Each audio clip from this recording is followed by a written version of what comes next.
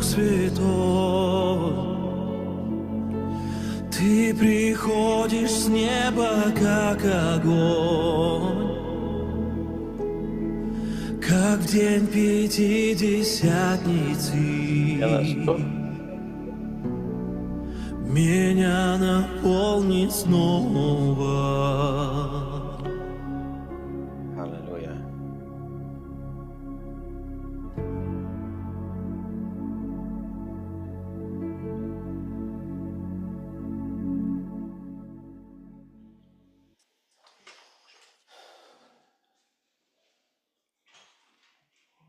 Na ką, brangieji? Čia palaukit sekundę, man reikia. Jūs mane girdit gerai, ne? Labai gerai. Nu, šaunu, tada aš tik tai užsuksiu kolonėlę čia, nes aš pats save girdžiu.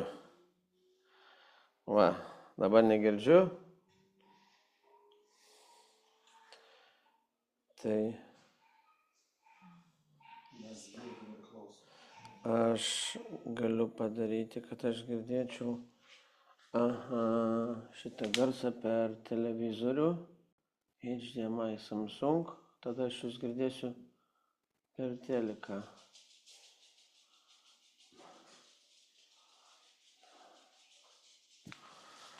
Pakalbėkit ką nors. Alô? O?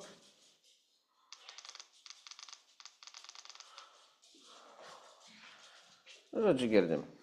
Jeigu kas, per tenais. Viešpatie, dėkojam tau. Dėkojam už viską, mūsų karaliau, halleluja. Dėkojam Dieve. Aš meldžiu Viešpatie Dieve tavo apreiškimo dvasios. Mums reikia Viešpatie Dieve.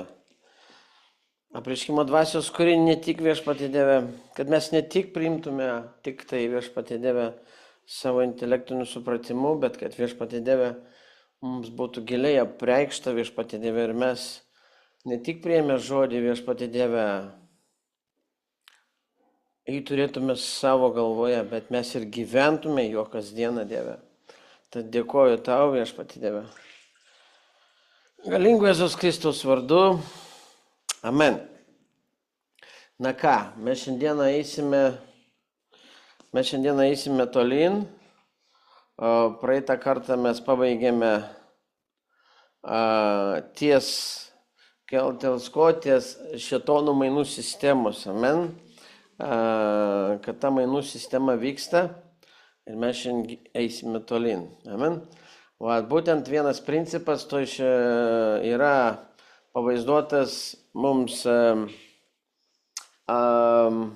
pradžios knygoj 25 skyriui tarp Ezavo ir Jokūbo. Aleliuja. Girdit mane, ne? Gerai, viskas gut. Labai gerai. Nu, super, va, gerai. Skaitau nuo 25 eilutės. Pirmasis buvo visas plaukuotas, jie pavadino jį Ezavu. Jo brolis gimdamas laikėsi Ezavo kulnies, jį pavadino Jokūbu.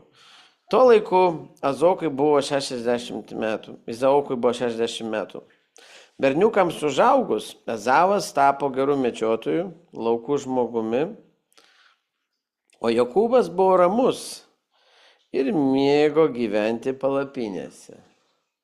Vienas mėgdavo, man reikia į miestą, man reikia pasaulį, man reikia judėti, o kitas mėgdavo gyventi palapinėse. Amen. Vienas vienur, kitas kitur. Izaokas mylėjo Ezavą, nes mėgo jo sumedžiotą žvėrieną. Bet Rebeka labiau mylėjo Jokūbą. Kartą Jokūbas išsivirė viralą, o Ezavas tarė Jokūbai, duok man savo raudonojo viralo. nes aš esu nuvargęs. Todėl ji praminė Edomų. O Jokūbas pasakė, parduok man savo pirmagimio teisę. Ezavas tarė, aš mirštu. Kągi man padės pirmagimystė? Kokios mintis, ne? Kągi man padės? Aš mirštu. Jis turėjo minėti, aš vis tiek mirsiu. Čia vertimas toks neteisingas, aš mirštu, ne? Aš mirsiu vis tiek, tipo, tai koks skirtumas, ne? Jokūbas pasakė, prisiek man. Taip jis prisiekė ir pardavė Jokūbui savo pirmagimio teisę. Tada Jokūbas davė Ezavui duonos ir lęšių viralų, jis valgė, gėrė ir pavalgęs išėjo. Taip Ezavas paniekino savo pirmagimystę. Aleliuja, paniekino, sako. Žmogus yra dvasinė valiuta. Kaip čia man? Taip, negalėjau, gerai. Žmogus yra dvasinė valiuta. Žmonės yra indai, ne? Per kuriuos gali daryti įtaką arba Dievo karalystė, arba tamsos karalystė. Ne? Nėra, yra du šaltiniai. Ne? Du medžiai, du šaltiniai. Gyvybės medis ir gėrio ir blogo pažinimo medis. Amen. Lygiai taip pat kaip pinigai naudojami, kaip priemonė keistis prekėmis ir paslaugomis fizinėje srityje, žmogus yra terpė, per kurią dvasinės jėgos Dievo ar šėtono įgyvendina savo tikslus. Amen. Raštas sako Romiečiams 6:13. Netiduokite savo narių kaip neteisumo įrankių nuodėmiai, bet pasiduokite Dievui. Amen. Mes vienu metu ar tampame arba vieno įrankio, arba kito įrankio. Aleliuja. Taigi, atsiduodami Dievui, jūs tampate valiuta jo karalystėje, skatinančią jo valią žemėje. Amen. Ir atvirkščiai, pasidavimas nuodėmiai ir pagundai paverčia jūs šėtono valiuta. Amen. Šėtono valiuta. Palengvinančia jo sunaikinimo planus. Jo planai vieni, ane? Suskaldyti, nužudyti, valdyti. Amen.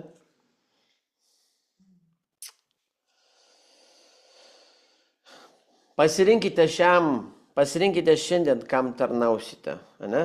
Jozuės 24:15. Šėtonas visada naudojo žmonės savo tikslams įgyvendyti. Parodykite man bet kokią sumaištį, kurią šiandien sukėlė šėtonas, galite atskleisti jį ir žmogų kaip tarpininką. Amen. Net Jėzus negalėjo mirti be žmogaus. Amen. Šėtonas buvo labai suinteresuotas pašalinti Kristų. Jis turėjo patekti į žmogų, kuris buvo arti jo. Amen.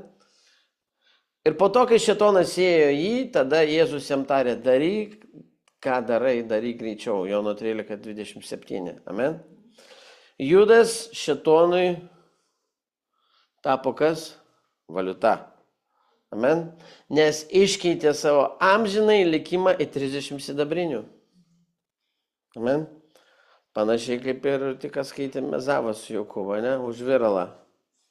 Už sriubos lėkštę. Suprantat? Kokie gyvenime gali būti pagundimai, ne? Ir jie pastoviai yra mūsų gyvenime. Mes, taip sakau, kaip prekybininkai, ne? Pasverdami, ne? Kaip Paulius tai paminėjo ir vadindavo, sako, mes turim rinkti, kas naudingiau, ne kas naudinga. Taigi, tada vienas iš 12 vardu Judas Iskarijotas nuėjo pas aukštosius kunigus ir tarė jiems, ką jūs man duosite jei aš jums jį atiduosiu. Ane? Ir jie sudarė sandorą dėl ko 30 sidabrinių. Ir nuo to laiko jisai ieškojo progos jį išduoti, raštas sako. Mato 26, nuo 14 iki 16 eilutės. Amen. Visi šėtono pasiūlymai ir sandoriai, jie baigėsi kuom? Sunaikinimu ir neviltimi. Amen. Šiandien daugelis yra naudojami kaip tamsos įrankiai, to nesuvokdami. Amen. Nesuvokdami. Kai kurie iš jų vyksta per geismą, godumą, pavydą ar pyktį. Asmenys nesąmoningai tampa vartais, per kuriuos velnias įgyja įtaką šeimose, bendruomenėse, tautose. Aleliuja. Žinokit, neužtenka gimti iš naujo, jūs turite kasdien sąmoningai atmesti šėtono pagundas ir įtakas. Amen. Žinot, visi, halleluja, aš gimiau iš naujo ir viskas. Nieko, greitai nuriedėsi žemyn. Amen. Jeigu nepasipriešinsi. Amen.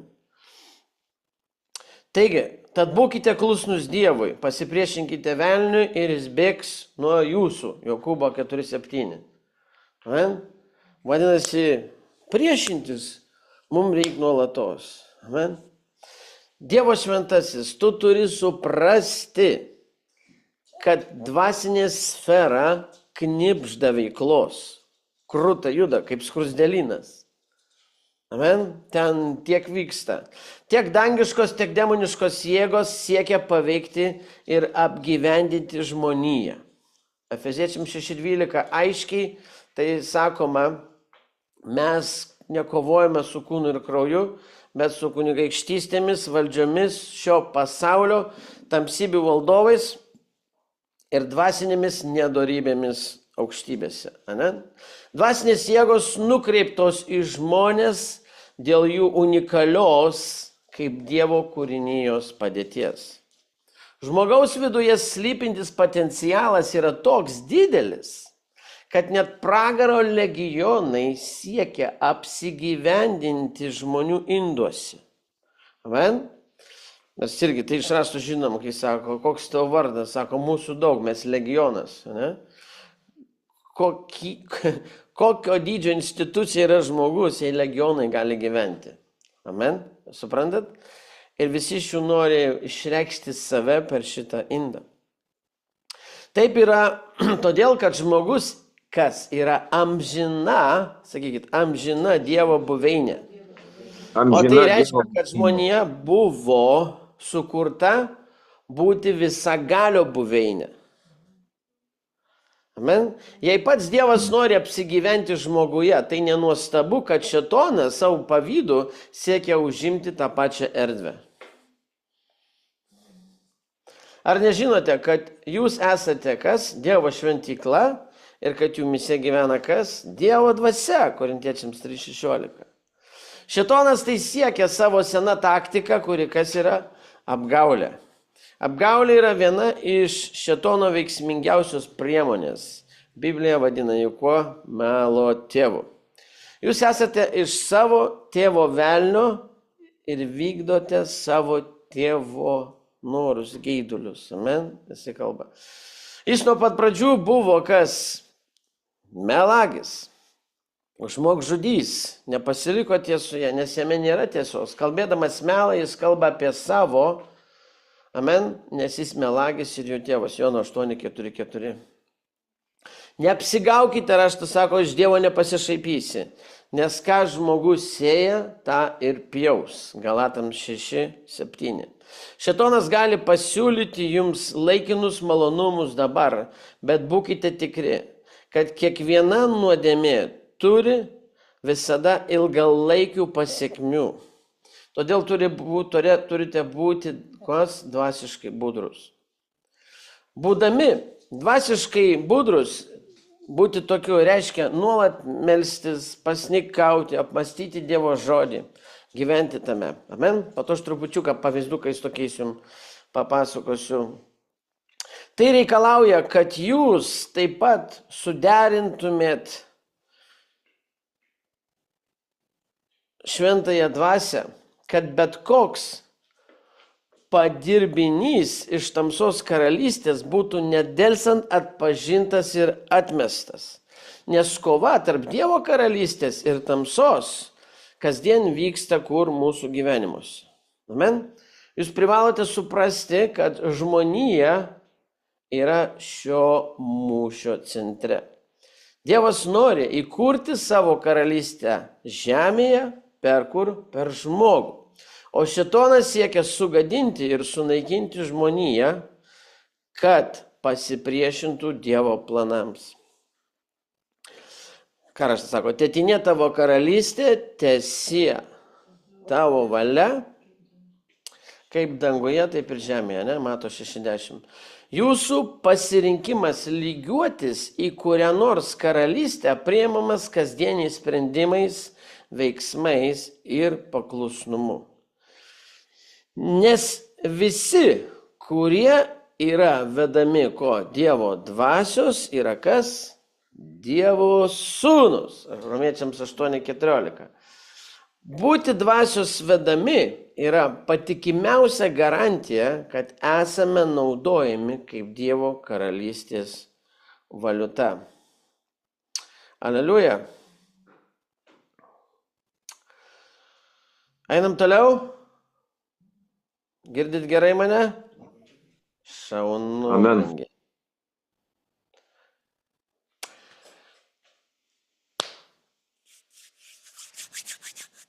Yra toks minimas žodis atidengtų veidų, ne? Korintiečiams laiške.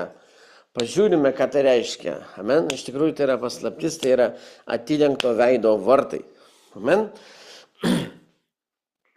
Labai greitai įvaldydami ir tobulėdami šioje šviesove pereisime į įvairias sferas, tokias kaip mėnulio, saulės ir žvaigždžių karalystės. Visos jūsų svajonės, brangieji, yra susijusios su mėnuliu, žvaigždėmis ar saulė. Kiekviena sfera turim tam tikrą kūną. Nesvarbu, ar tai būtų žemė, dangus, žvaigždės, mėnulė, saulė ar panašiai. Amen? Kiekviena vizija yra tam tikros sferos šlovės apraiška. Tai jūsų antrosios dimensijos kūnas. Danguje yra dangaus kūnų, o žemėje yra žemės kūnų. Dangaus kūnų šlovė skiriasi nuo žemiškojo kūno šlovės. Yra dangaus kūnų, žemiškų kūnų, bet žemiška šlovė viena nuo kitokių. 1 Korintiečiams 15:40. Amen. Čia mes šiandieną daug dalykų tokių išsiaiškinsime, amen, kai mes nerim į dvasinės sferas, ne, juk vis dėlto kūnas mūsų čia pasilieka, ne, sako, tai ką mes be kūno, ne, mes į sferas einam su kitų kūnų, su kitais kūnais, kitokios šlovės kūnais, amen. Dvasioje, kai pasineriam vienur ar kitur, nesimato lauro, ne, matosi riaumantis liūtas, kitur matosi erelis, kitur dar kažkas, amen, kitur šviesa, kitur ugnis, visai skirtingų kūnų, ne? Angelai turi dangaus kūnus, bet gali prisimti ir žmonių kūnus, kad atvyktų į žemę, kad čia atliktų užduotis, amen. Paulius savo raštuose dažnai kalbėjo apie keliones per tokias sferas kaip saulė, mėnulės ir žvaigždės. Apsvarstykite, kaip astrologai gali numanyti oro sąlygas. Amen. Juk meteorologai turi kažkokį tai pažinimą tame, kad jie puikiai nustato šitus dalykus. Ne? Tam tikri kūnai neša įvairią šlovę, atspindinčią įvairią pusę Dievo šlovę. Bet mes visi atidengtų veidų, atvirų veidų, žvelgdami viešpaties šlovę, tarsi viešpaties dvasia keičiamės į tą patį paveikslą iš šlovės į šlovę. 2 Korintiečiams 3:18. Atidengtas veidas yra reikalavimas. Be atviro veido negalime matyti šios šlovės. Atidengtas veidas simbolizuoja, ką? Tyrą širdį. Ne? Palaiminti tyrą širdžiai, nes jie regės Dievą. Mato 5:8. Šios sferos mums prieinamos, brangieji. Kaip mes keliauname į mėnulį, saulę ar žvaigždės. Tiesa ta, kad jūs jau daug kartų buvote ten, tik to nesuvokdami. Aš jums pasakysiu, praeitą savaitę trupučiuką iš konteksto išeinu. Praeitą savaitę buvo paleistos 2 raketos į mėnulį. 2 raketos į mėnulį ir stebiu aš jų pakelimus. Kažkaip aš pats vis kažką naujo duoda, nepakrypo ir žiūrint į tą, aš kartu su jais dvasiai, žinai. Wow, tikrai, galvoju, Viešpatie,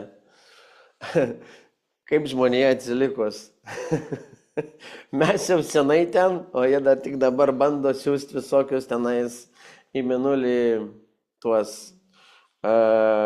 robotus, ne, kad galėtų kažką ištirti. Na va. Tiesa, ta, kad jūs buvote, ne, bet buvote nesuvokdami. Tai įmanoma per transformacijos šlovę, kuri atspindi tikrąją dvasinę astrologiją. Amen. Galite numatyti audras, užkirsti kelią nelaimėms ir įspėti žmonės apie pavojus. Galimas lėktuvo katastrofas, ne? Dievas labai dažnai kalba, amen, mums perspėja apie dalykus, amen, tai kas vyks. Kai žmogus mato Viešpatie šlovę, nutinka kažkas neįtikėtino. Kas? Jisai pasikeičia. Amen. Kai šiandien sakau, matykite jo šlovę. Amen. Iš karto ateina kas keitimasis. Tas rusiškas žodis preobraženija toksai, ne? Tu matydamas jo šlovę keitiesi. Tai yra, ar suprantat? Ne? Mums reikia matyti jo šlovę, kad mes keistumės. Amen, bet, na, čia jau aš kalbėjau apie tai, bet nesustosiu čia.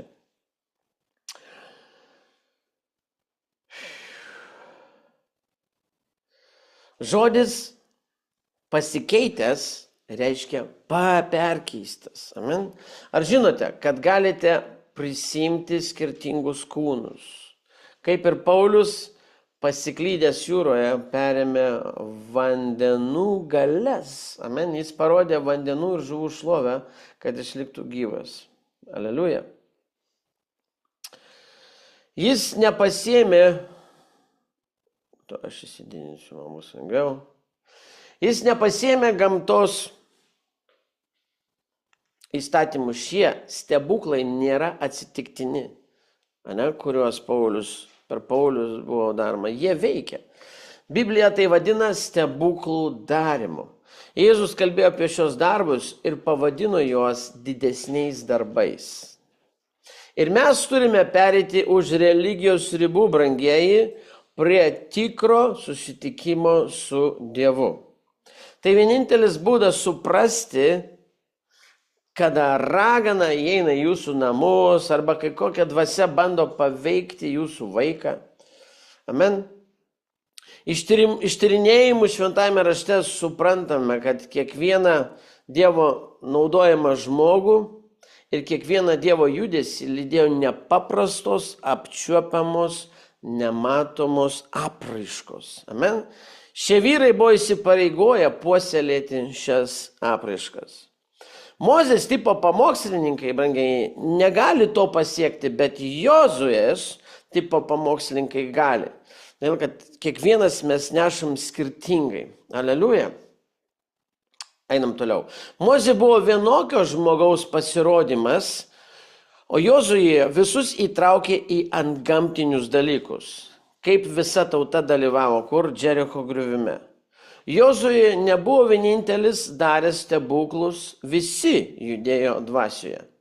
Šią šlovę galime gauti tik per tam tikrą dvasinės brandos ir disciplinos lygį. Kūno paslaptis turi būti iki galo suvokta. Kūnas yra prieigos taškas į sferas. Yra kūnų danguje ir kūnų žemėje, kiekvienas sukurtas su unikalia šlove. Saulė turi vienokią šlovę, raštas sako, mėnulis kitokią, o žvaigždės dar kitokią ir kiekviena turi savo. Net žvaigždės skiriasi viena nuo kitos savo šlove. O kokia šiandieną yra problema? Yra tokia, kad žmogus nesikeičia. Amen. Žmogus mažai keičiasi, nes jis nepraleidžia laiko dykumoje ir neina į Dievo kalną lavinti vidinio žmogaus. Yra prieiga prie saulės, mėnulio, žvaigždžių ir žemės šlovės. Galite transformuotis į bet kurią iš šių šlovių. Amen. Nes mes kovose dažnai transformuojamės į liūtus, erelius ir kitus kūnus. Paulius kalba apie naują žmogų ir apsivilk naujų žmogumi, kuris atnaujinimas pažinimu pagal atvaizdą to, kuris jį sukūrė. Korintiečiams 3:10. Amen. Tai yra dvasiniai kūnai, apie kurios kalbama.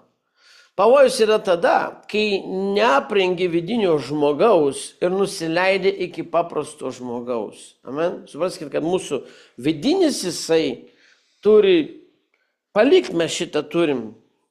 Mes turim judėti kitais.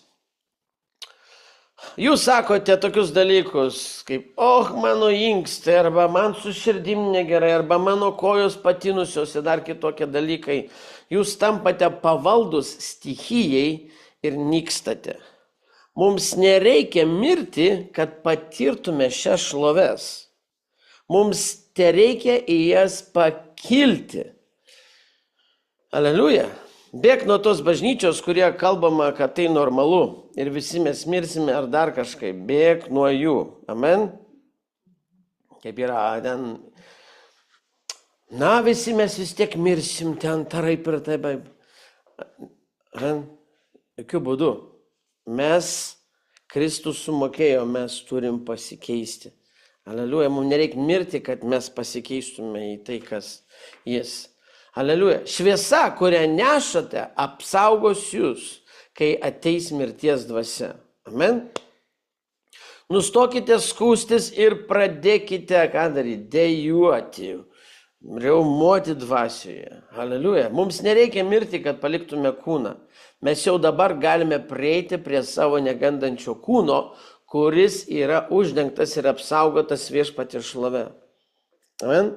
Supraskit, toje vietoje, kada mes tik tai pradedame teleportuotis, skrendame, regėjimuose kažkur, vyksta teleportacija, paėmimas, persveras. Jūs jau veikiate amžinajam gyvenime, judate. Ne? Atrodo, tai kas bus, jeigu damirsiu? Va čia yra tas proto tvirtovė, kad tu jau dabar judi su nemirtingu kūnu, vienokiu, kitokiu, trečiokiu, su ta šlove. O kas čia dabar įvyko?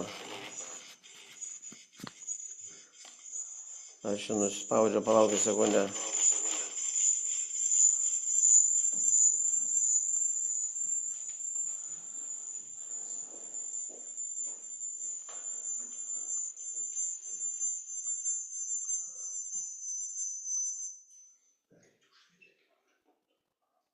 Kažkaip garsas čia atsisuko.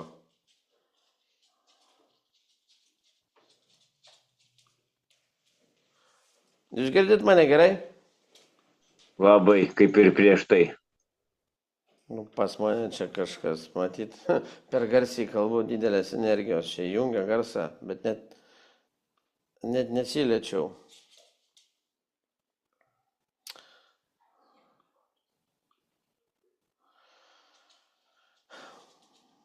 Taigi, mums nereikia mirti, kad mes galėtume judėti. Amen? Mums reikia, kad mirtų mūsų protas, supratimas, kad mes galėtume judėti mūsų šlovingais kūnais. Amen?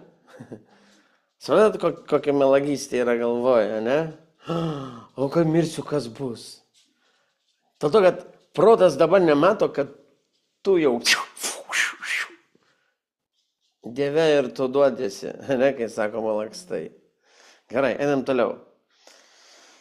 Aš tas sako, nes dėl to mes dejuojame, nuoširdžiai trokšdami apsivilkti savo naujais namais, kurie yra iš dangaus.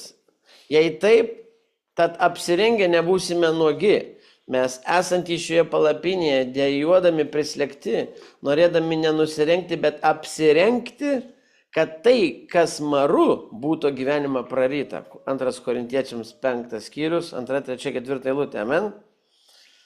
Tiesa yra tokia, jei tu nesikeiti į viešpatį, tu nyksti.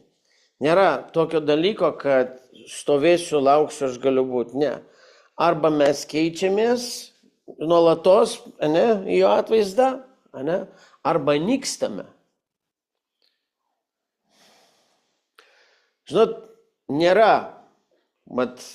biržose, platformose, ne, kur prekyba vyksta, žinai, akcijomis ten, visi šitie, ne. Ten niekada nėra palauk. 24 valandas per parą vyksta pirkimas, pardavimas. Ne? Ir arba taip, arba taip, arba taip, arba taip. Amen. Transformacija yra nuolatinis procesas, būtinas norint paveldėti, jisai būtinas, norint paveldėti mūsų dangaus kūną. Turi būti gyvenimo prarytas, raštas sako. Kai žiūrime į veidrodį ir matome viešpatie šlovę, mes keičiami iš šlovės į šlovę. Kai suvokėte transformacijos supratimą, per Dievo žodžio meditaciją ir pakelimą pradedate teleportuotis iš savo žemiškos sąmonės į dangiškąją ir keičiamės. Amen? Ir keičiamės mes į kitą. Aleliuja. Kas penktadienį patyrė teleportaciją? Ar patyrė teleportaciją, kai mes su Nathaniel Basiai keliavom? Ar patyrėt? Na. Suprantamai, kūnas jūsų liko čia, ne? Bet kiekvieną mintim, kiekvieno išgyvenimu, kiekvieną matymu jūs kylate. Ir kildami jūs nekylate tik taip. Jūs su ta mintimi skrendant teleportuojatės, jūs apsiveda į vieną šlovę, į kitokią šlovę. Būtent pro tas sferas, ne, dimensijas, kurias einate. Jeigu galvote, plikas stovat prieš Dievo sostą. Ne. Amen. Gerai, einam trupučiuką į vietą, pakalbėsim apie praktikas, kokias reikia atlikinėti. Amen. Taip, pagrindinis kodas dvasios srityse. Čia Psalmė 63:1. O Dieve, tu esi mano Dievas, aš tavęs ieškosiu anksti ryte. Amen. Mano siela trokšta tavęs, mano kūnas ilgisi tavęs, sausoje ir ištroškojusi žemėje, kur nėra vandens. Psalmė 63. Na. Palaiminti, kurie alksta ir trokšta teisumo, nes jie bus pasotinti. Mato 5:6 eilutė, ne? Tik tie, kurie nuoširdžiai trokšta gilesnių Dievo matmenų, ne, dimensijų, sakykime, ne, gali suvokti gilius dvasinės sferos apreiškimus. Tie yra Dievo mylėtojai, kurie trokšta daugiau nei tik paviršutinio lygio krikščioniškos patirties. Amen. Jie aistringai nori artimai pažinti Dievą ir trokšta ištirti gilesnės jo būties paslaptis. Kaip elnias trokšta vandens, taip mano siela ilgisi tavęs. Psalmė 42:1, ne? Kaip Dovydas gražiai išreiškia visus šitus išgyvenimus, ne, tos dalykus, kas darosi jo viduje, kas, ne, atrodo, fiziniai dimensijos išsako dalykus, bet mes realiai, brangiai, taigi mes kitos būtybės, kurias gyvename viduje, amen. Ir galim ateiti šlovinti, ne, ir protų dainuoti, nieko neįvyks. Bet kai tu tik tai atmeti šitą, jungiasi į kitą pasaulį, amen, tikėjimu ir žengi savo širdimi mintimis, man keliauja tenais, wow, vyksta antgamtiniai dalykai. Dievo alkis yra raktas, brangiai, kuris atragina dvasinius lobius. kurie yra paslėpti nuo atsitiktinio savaitinio krikščionio. Paulius aiškina, kad Dievo gelmės atskleidžia Dievas ne prigimtiniam žmogui, o dvasingiams, šventosios dvasios vedamiems. Bet Dievas mums apreiškia per savo dvasią, nes dvasia ištaria viską, taip pat ir Dievo gelmės. 1 Korintiečiams 2:10. Amen. Šis raštas patvirtina, kad Dievas atskleidžia savo paslaptis tik tiems, kurie yra suderinti su šventąja dvasia, o ne tiems, kurie yra dvasiškai nesubrendę ar pasaulietiški. Dievas nėra suinteresuotas atskleisti savo tikslo pilnatvę tiems, kurie lieka dvasinėje kūdikystėje ar kūniškoje būsenoje. Norint giliau eiti su Dievu, būtinas dvasinis augimas. Amen. Kai buvau vaikas, kalbėjau kaip vaikas, supratau kaip vaikas, galvojau kaip vaikas, bet kai tapau vyru, atsisakiau ko vaikiškų dalykų. 1 Korintiečiams 13:11. Žinot, tas formatas bažnyčių, kada jie suaugia ir jis tęsiasi 10, 20, 30, 40 metų ir žmonės nesikeičia, viskas, jie likę kūdikiais, nesupranta, kad tie pastoriai likę kūdikiais, evangelistai likę kūdikiais, mokytojai likę kūdikiais, jie nepajudėja nieko, nes viskas tas pats kartojasi. Ta pačią košę vaikų pienelį košytę, tą patį valgo. Suprantat? Ir tai tiesa. Aleliuja. Tu turi palikti pats. Kai buvau vaikas, kalbėjau, supratau, kai vaikas galvojau, bet kai tapau vyru, palikau kas vaikiška.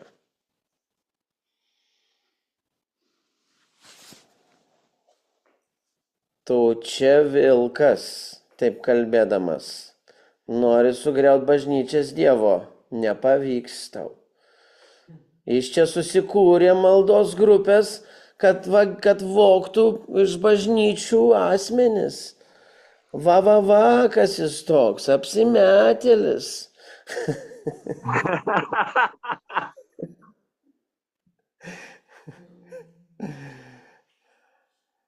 Ar žmogus gali? Žmogus gali tik žmogų, bet Dievas susirenka Dievo vaikus. Amen. Amen.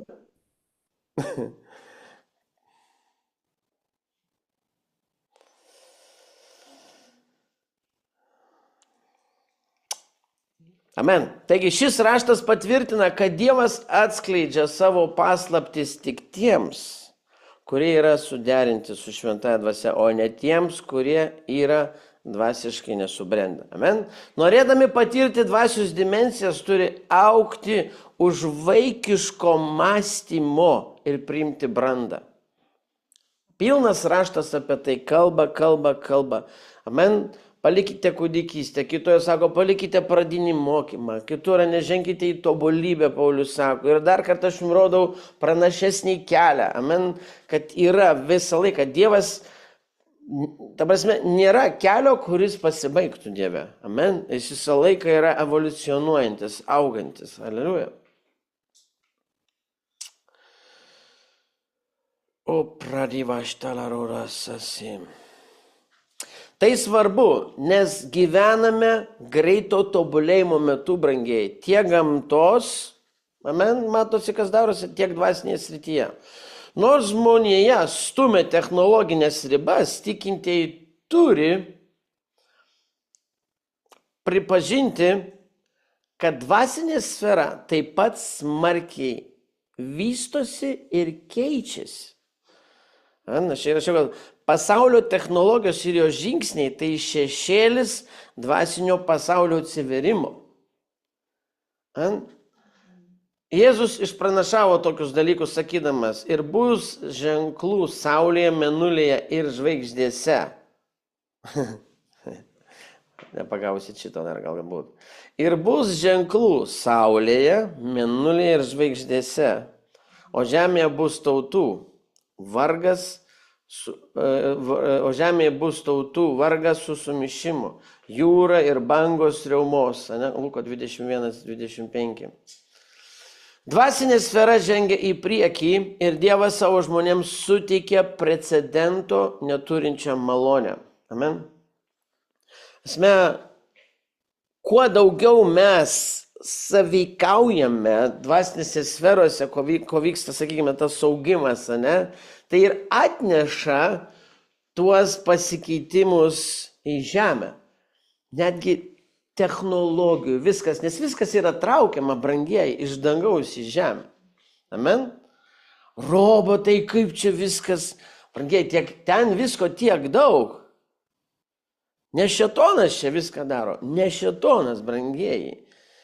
Tai daro mūsų judėjimas dvasinėse sferose, naujus dalykus, amen.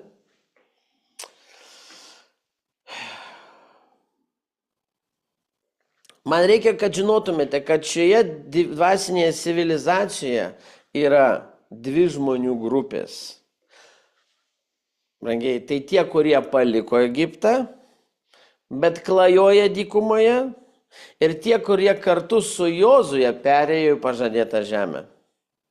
Amen. Dvasinė prasme, tai kalbam apie krikščionius, kurie patenkinti paviršutinio lygio patirtimi, palyginti su tais, kurie veržiasi į Dievo paveldėjimo pilnatvę.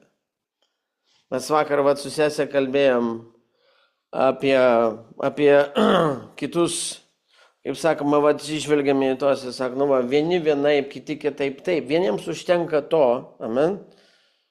Vieniems užtenka to, kurie yra, kaip jie gyvena, jie patenkinti, patenkinti, nepatenkinti. Aš žinau, kad jie nepatenkinti, jie galvoja, kad jie patenkinti. Nes pasitenkinimas ateina iš jo pilnatvės, ne? Todėl jie galvoja, kad jie patenkinti, jie toliau yra kas melo apgaubti. Amen. Tik tai kalbėdami savo, įtikindami save, ne, būtent tai žodžiais Biblijos ar kom, jie galvoja, kad viskas gerai. Bet nėra taip. Gerai. Ne, žengiam toliau. Nes mums, kaip ir jiems, buvo paskelbta Evangelija, raštas sako, bet skelbtas žodis jiems nebuvo naudingas, nes jis nebuvo sumaišytas su tikėjimu. Tais, kurie ją girdėjo.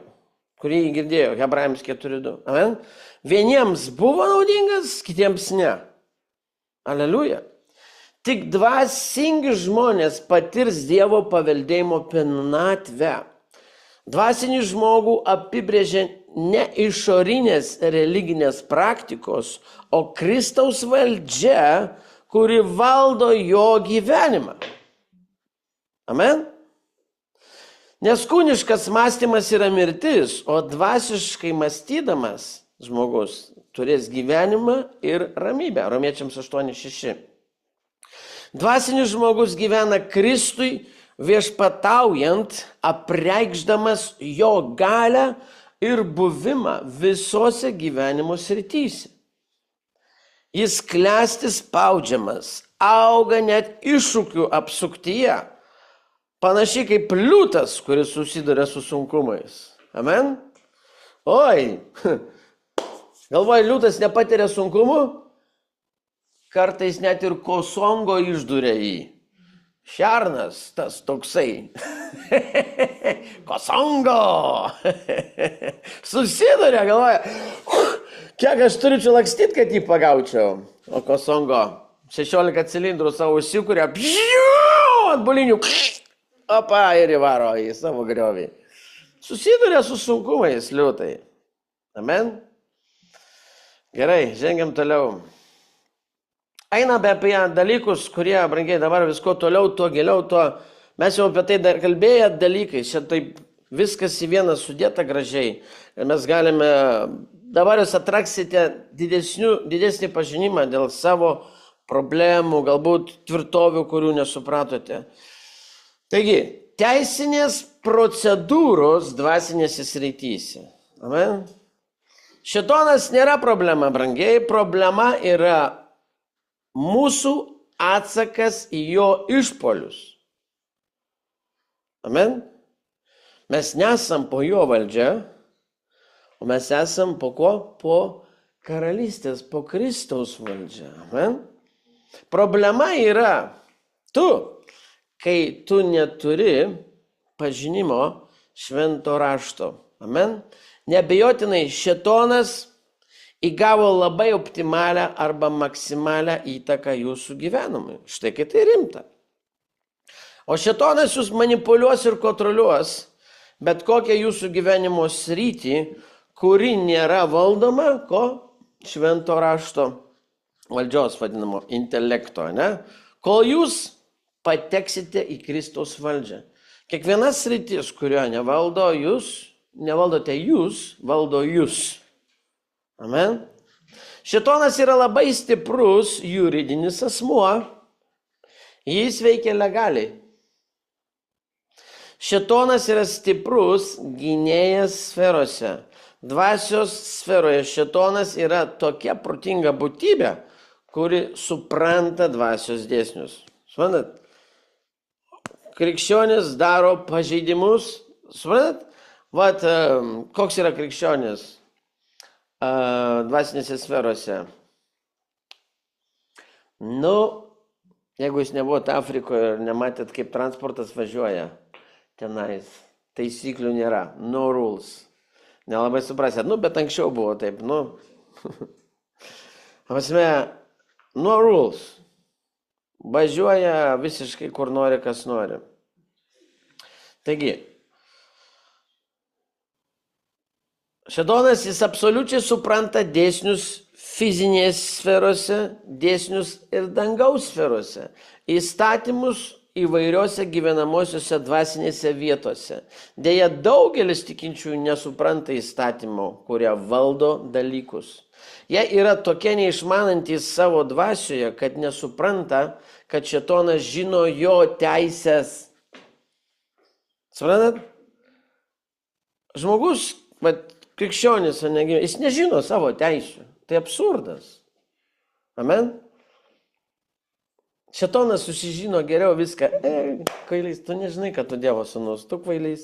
Jis išdurinėja visus, žinodamas savo teisės. O jei nežinai savo teisės pagal dvasią ir tam tikrų aplinkybių teisių ar kokiu nors būtybių teisių, būsi sujauktas. Amen. Jūs melsitės, bet pokyčių nėra. Taikysite tai, ką žinote, iš programų nebus jokių reikšmingų rezultatų. Kodėl? Nes jūs nežinote kai kurių dvasinių sferų detalių. Amen. Taigi, užuot per daug susitelkę į šėtoną, kodėlgi mums netapus šiek tiek daugiau ir dėmesio skiriantiems, kurie skiria dvasiniams dėsniams. Amen? Dievo dvasiniams dėsniams. Šėtonas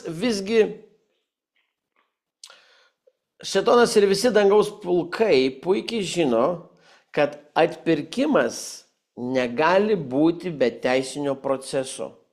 Amen. Kad būtų galima išpirkti, turėjo būti atliktas tam tikras teisinis procesas. Žmogaus nuopolis buvo nuopolis teisinėse dvasios srityse ir vienintelis būdas žmogų išpirkti buvo kito kūrinio atsiradimas žmogaus pavidalu, kuris neturėjo kaltės ar jokios nuodėmės formos, kad galėtų sumokėti už žmogaus nuodėmę, keliamus reikalavimus ir bausmę. Amen. Taigi, matome, kad ką Kristus padarė, kai jis atėjo į žemę, iš tikrųjų buvo įvykdytas dvasios sferų teisingumo reikalavimas. Tai buvo teisinis procesas. Amen. Atsimenat, kaip atėjo pas Joną, Jonas sako, viešpatie, tu turi mane pakrikštyti. Sako, aš apie tave pranašauju, kad ateina tas, kuris. Bet sako, mes turim ką vykdyti? Visą Dievo teisumą, teisinį procesą įtvirtinti, nes prieš Dievo nustatytus įstatymus ir principus. Net ir pats Dievas atėjo ir turėjo jų laikytis, kad tai įvykdytų. Jeigu pats Dievas tai įvykdė, tai kas mes žmonės? Oi, tai čia reikia, nereikia, ne, taip, anas, pastovi žmogus ginčinasi. Va, matote, ant kiek yra svarbu šitie dalykai. Kai kurie žinoma sako, o tai Dievo gailestingumas. Taip, tai yra Dievo gailestingumas, bet be to tai yra iš tikrųjų įstatymas, kuris yra įdiegtas. Amen, kiti nurašo gailestingumu. Žiūrėkit, Kalvarijos veiksmas buvo teisingumo reikalavimas žmonijai atpirkti. Taigi šėtonas galėjo prarasti savo teisinę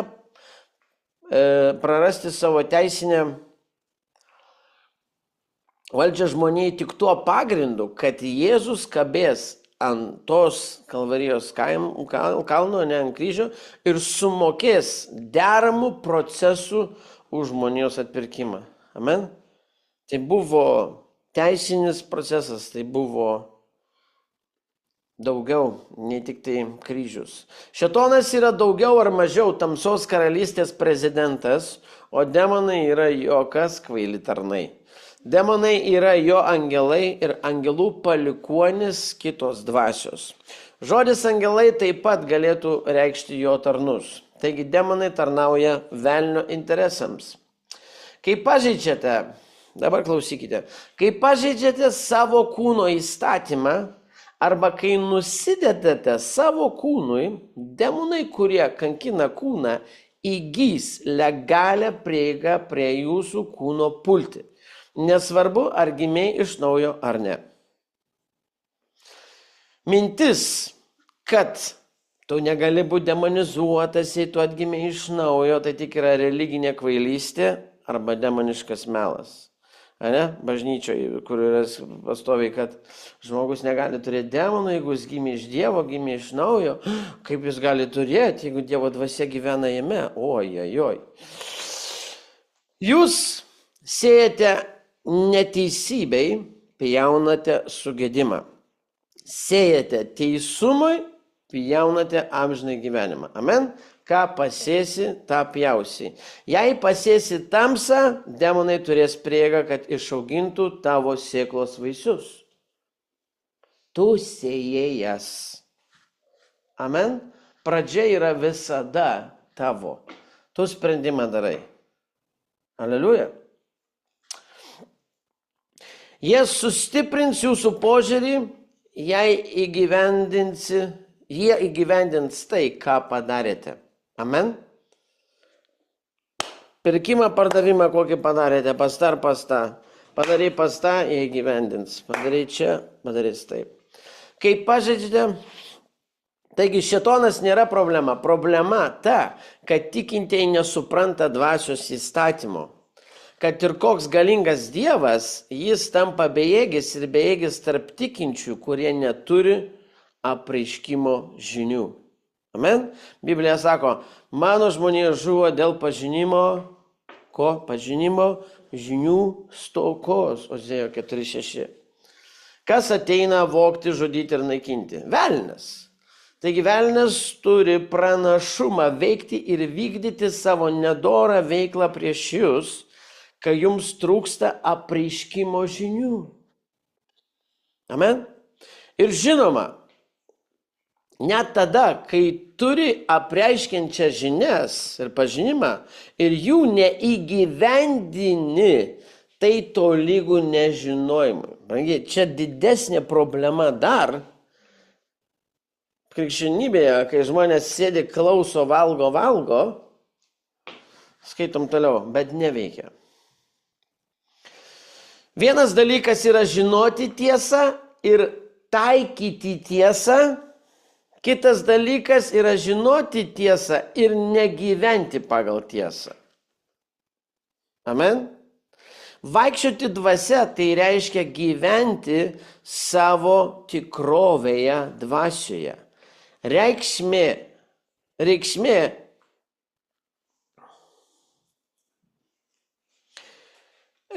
jei žinote tiesą, vadinasi, taikykite tas žinias savo gyvenimui. Amen. Jei žinote, kad ištvirkavimas yra nuodėmė ir vis dar tai darote, tai klaida. Ar žinai, kad melas yra velnio, amen, o tu meluoji? Jūs taip sakote, kad esate dvasiote, bet dvasia nevaikščiote. Jėzus sako, dvasia atgaivina, o kūnas nieko neduoda. Žodžiai, kuriuos tau sakau, yra kas? Dvasia ir gyvybė. Jono 6:63. Taigi, ką tai reiškia? Tai reiškia, kad jei žodis, kurį gavote, yra dvasia, jūs turite gyventi pagal dvasią. Vaikščioti dvasia, tai gyventi pagal Dievo žodį. Ir kai jūs gyvensite pagal Dievo žodį, šėtonas ir jo demonai neturės vietos įeiti ir sujaukti jūsų likimą. Sumanaus energingo žodžio taikymas yra jūsų teisėta prieiga sėkmingai veikti dvasinėse sferose. Aleliuja. Taigi, brangiai, problema ta, kad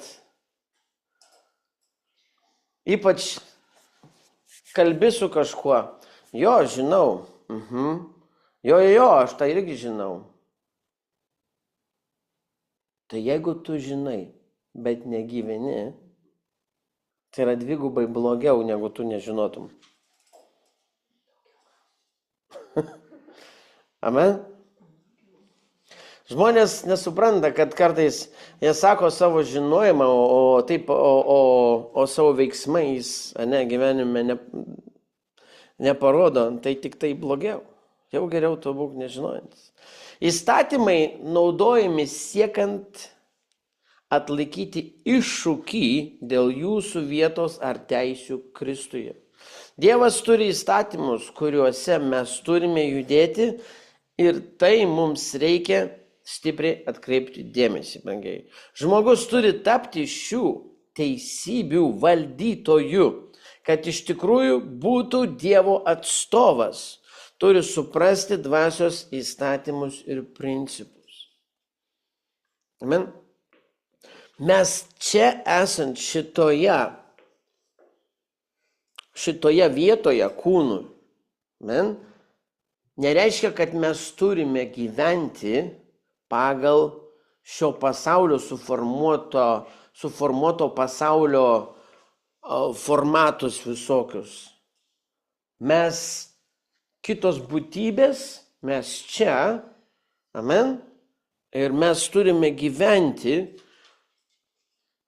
kito pasaulio požiūrių, mąstymų, matymų. Aleliuja. Ir elgtis pagal dvasinius principus ir įstatymus. Amen.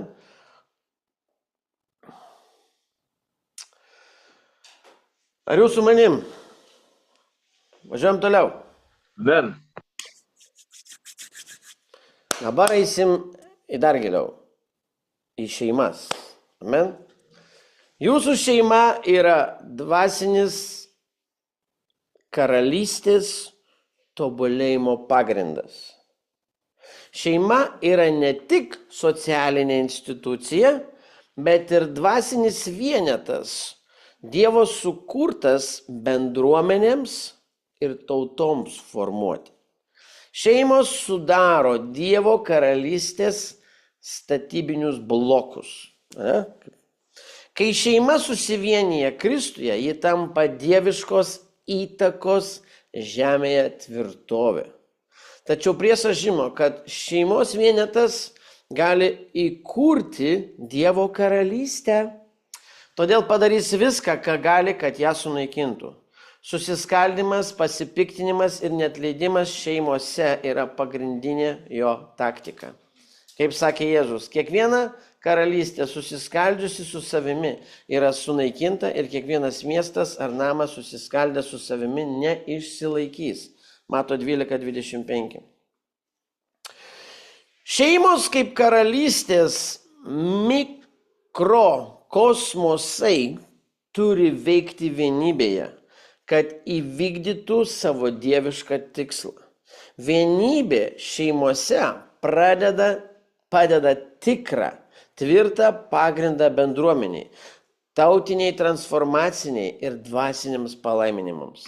Amen. Dėl šios tiesos šėtonas puola santuokas.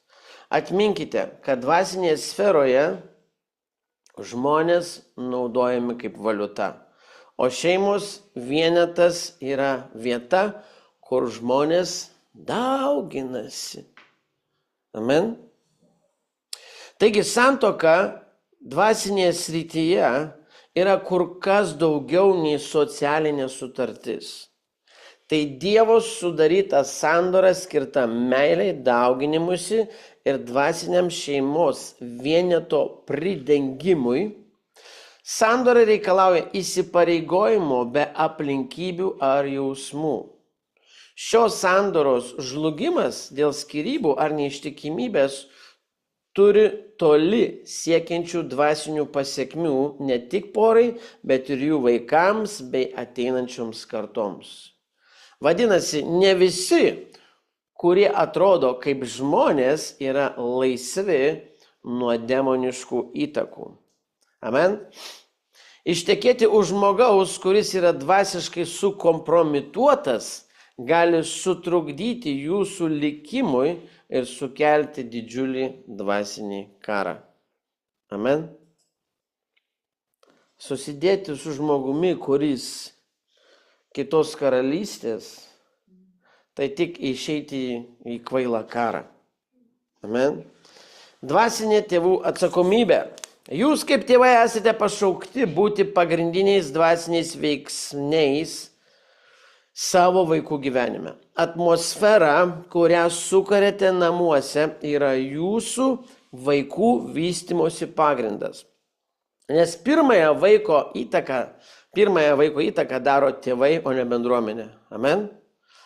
Taigi dvasinė tėvų būsena tiesiogiai formuoja vaikų dvasinį ėjimą, nesvarbu, ar jie potenciali šviesos valiuta ar priešingai. Amen. Keisis tėvai, keisis vaikai. Nesikeičia tėvai, nieko vaikų šeimose nesikeičia per daug. Keičiasi, tėvai keičiasi viską. Aleliuja. Išmokykite vaiką taip, kad jis turi eiti ir kai jis pasens, jis nuo jo nenukryps. Patarlės 22:6, ne? Tėvai yra atsakingi už Kristaus pavyzdį savo žodžiais, veiksmais ir vertybėmis. Amen. Biblija tai pabrėžia Pakartotinio įstatymo knygoje 6, nuo 6 iki 7 eilutės. Šie įsakymai, kuriuos jums duodu šiandieną, turi būti jūsų širdyse. Amen. Kalbėkite apie tai, kai sėdi namuose, eini keliu ir atsiguli.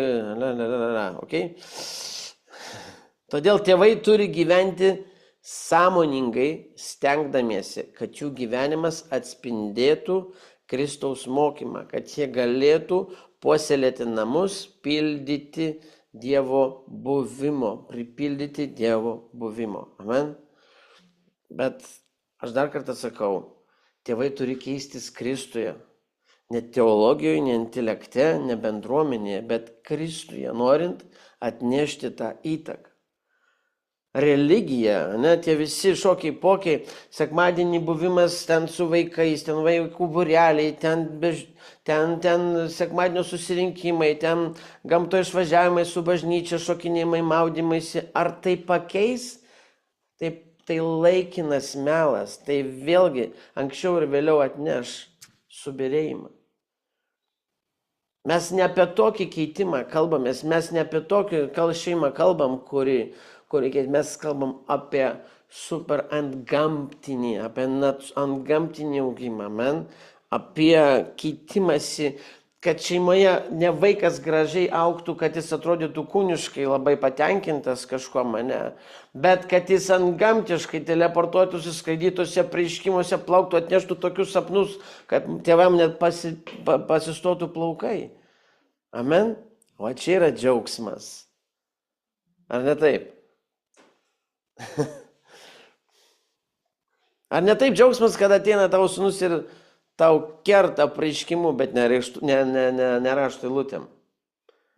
Nes religija, ne, atėjo, pasakė eilutės kažkas, oi kaip gražiai išmokai tu Biblijos eilutės. Ne, vat kada vaikas atėjo, pasakė, kas už tų eilučių, wow. Amen. Dvasinis karas ir šeima. Už šeimos vieneto, kuris yra suderintas su Dievu, sunaikinimą yra neginčiama bausmė. Tas, kas griauna šeimas ar kišasi, Dievas pats labai aktyviai veikia. Išgirskit. Prisidėti prie klestančios šeimos žlugimo yra neatleistina nuodėmė. Kada atakuoja šeimą, ne, kažkokie tai fiziniai, per žmonės, ne, išgirskit toliau. Šeimos vienybė yra šventa ir turi būti saugoma bet kokia kaina. Šėtono tikslas yra pasėti nesantaikos sėklas šeimose, nes jis žino, kad padalinti namai negali išsilaikyti. Amen. Čia neįsim taip toli, bet kai kuriuose tose vietose tokiuose Paulius sako, kad nesiskirkite su žmona. Nebent tik pasnikui ir maldai atsidėję, ne, tenais, bet šiaip sako, būkite kartu, kad šėtonas ką? Nesugundytų jūs. Nepasėtų ką nors nedorybę. Jėzus suprato jų mintis ir tarė jiems, kiekviena suskilusi karalystė bus sunaikinta ir kiekvienas miestas ar namas susiskaldęs prieš save neįsilaikys, Mato 12:25. Ši tiesa yra sustiprinta Morkaus Evangelijoje 3:29. Parašyta, bet tiems, kurie piktžodžiauja šventai dvasiai, niekada nebus atleista. Jie kalti dėl amžinos nuodėmės. Čia, brangieji, yra tokie dalykai, aš nenoriu nieko per daug nuliūdinti ar ką nors, bet tai yra gilus dalykas, kada tėvai ar kiti ar kažkokie tai asmenys, žodžiu, bando visai įnešti tos dalykus, jie piktžodžiauja ne žmogui. Suprantat? Tokie kartais būna komentarai labai įdomus YouTube, jie piktžodžiauja ne man.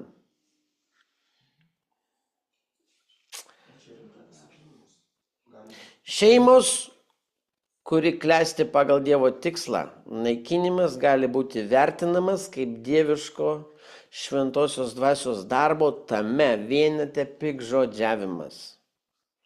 Šiame kontekste įsitraukti į dvasinį karą reiškia aktyvę šeimos apsauga tiek nuo vidinių, tiek nuo išorinių grėsmių. Kiekviena šeima yra karo ir ginčų objektas. Nes šeimos vienetas yra vieta, kur kariai gaunami iš šviesos arba tamsos. Amen.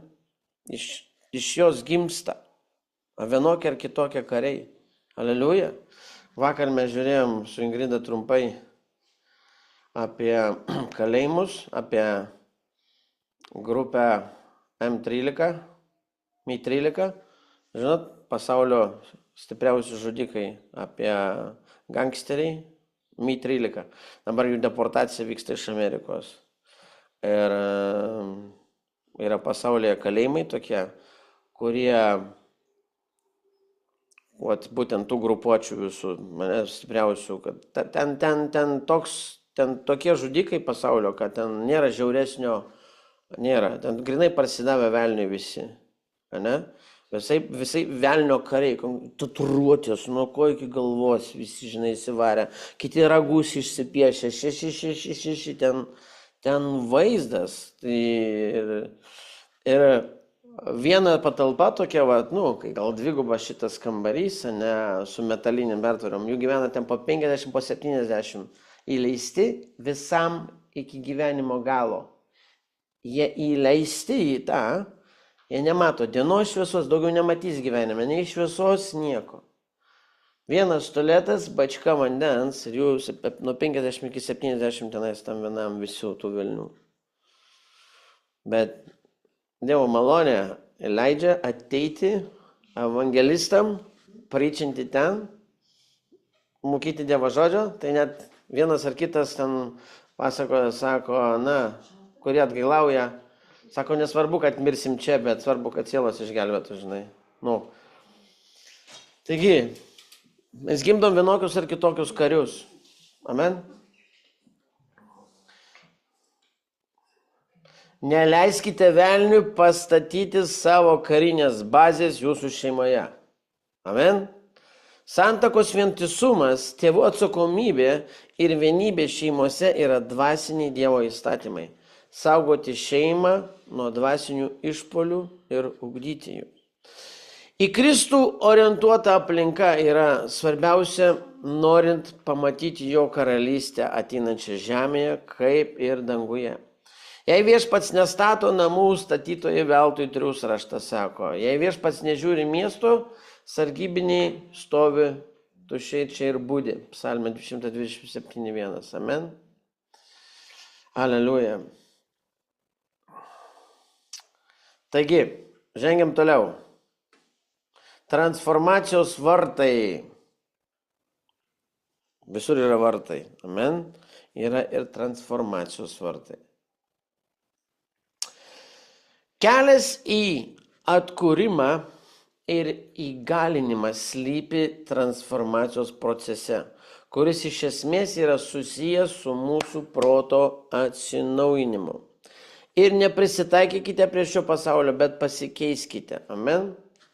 Pradėkite gyventi dvasioje savo žiniomis, atnaujindami savo protą, kad galėtumėte įrodyti, kas yra gera, priimtina ir tobula Dievo valia. 12:1 Romiečiams. Amen. Ši transformacija leidžia mums susigrąžinti savo padėtį daugiamatinėje Dievo karalystėje. Amen. Daugiadimensinė, kitaip vadinama, ne? Jėzus davė mums raktą į perkeitimo vartus. Amen. Kad galėtume keistis. Davė mums raktą. Dvasinio virsmo srityje protas tarnauja kaip pagrindinis instrumentas, per kurį tikinčiam formuojasi dieviška tikrovė. Nes žmogaus dvasiai reikia transformacijos po išganimo.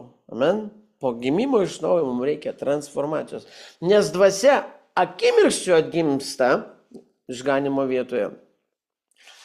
Amen. Tai yra protas, mąstymo, suvokimo ir sąmonės gebėjimas, kuris turi būti pajungtas atsinaujinimo procesui, kad atskleistų karalystės realijas, kitaip sakant, visus galimybės. Transformacija neįmanoma be sielos vartų, akių, ausų ir širdies. Šie vartai yra prieigos, portalai, pro kuriuos iš žmogaus indą patenka dieviškos žinios, apreiškimas ir dvasinis intelektas. Jų silpnėjimas sukelia dvasinį sąstingį, o nušvitimas palengvina atsivertimą ir transformaciją. Raštas sako, kūno šviesa yra kas? Akis. Jei tavo akis šviesi, sveika, amen, visas tavo kūnas bus pilnas šviesos, Mato 6:22. Akis simbolizuoja dvasinį suvokimą ir apreiškimą. Tikintysis, kuriam trūksta dvasinio regėjimo, negali vaikščioti dieviškoje tiesoje, nes transformacija priklauso nuo ko regėjimo tavo širdį.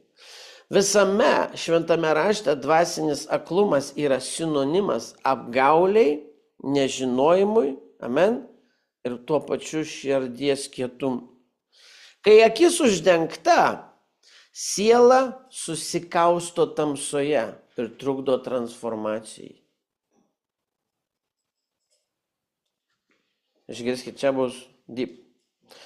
Ausis nustato, ką tikintysis gauna, o tai, kas gaunama, valdo tai, kuo tikima. Užkietėjusi širdis dažnai yra nuobodžios dvasinės klausos rezultatas.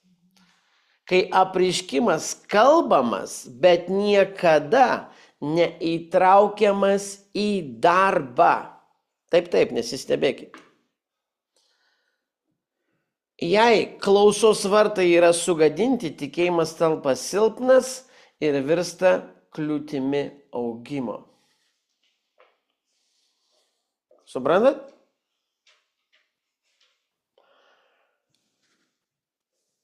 Klausimas ir neveikimas užkietina širdį.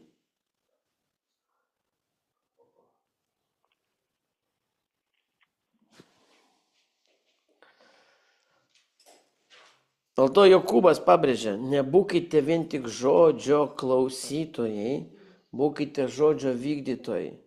Sako, ar toks tikėjimas ką nors vertas? 0. Tikėjimas be darbų miręs.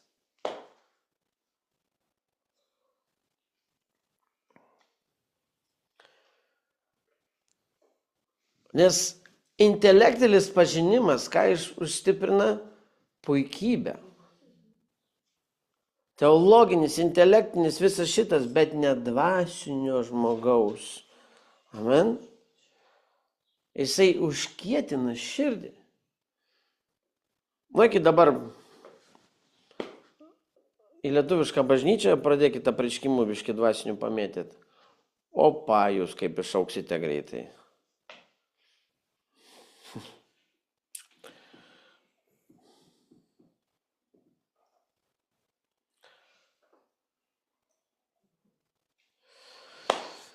Raštas sako, padarykite šios tautos širdį storą, apsunkinkite jų ausis ir užmerkite akis, kad jie akimis nepamastytų, ausimis negirdėtų, širdimi nesuprastų, neatsiverstų ir aš jų nepagydyčiau. Amen. Izaja 60. Širdis yra dvasinio pažinimo valios centras. Širdyje atsiranda supratimas, o per supratimą pradeda vyrauti tikrasis atsivertimas. Neturėdamas širdies, kuri yra nusiteikusi apreiškimui, tikintysis lieka dvasiškai nevaisingas. Didžiausia dvasinė kliūtis yra ne šėtonas, o širdis, kuri priešinasi transformacijai. Aš žinau, man nereikia, aš vienas, aš viena, aš taip, aš žinau, man gerai taip. Oi, meilė, Dievas meilė, taip, čia taip, anaip.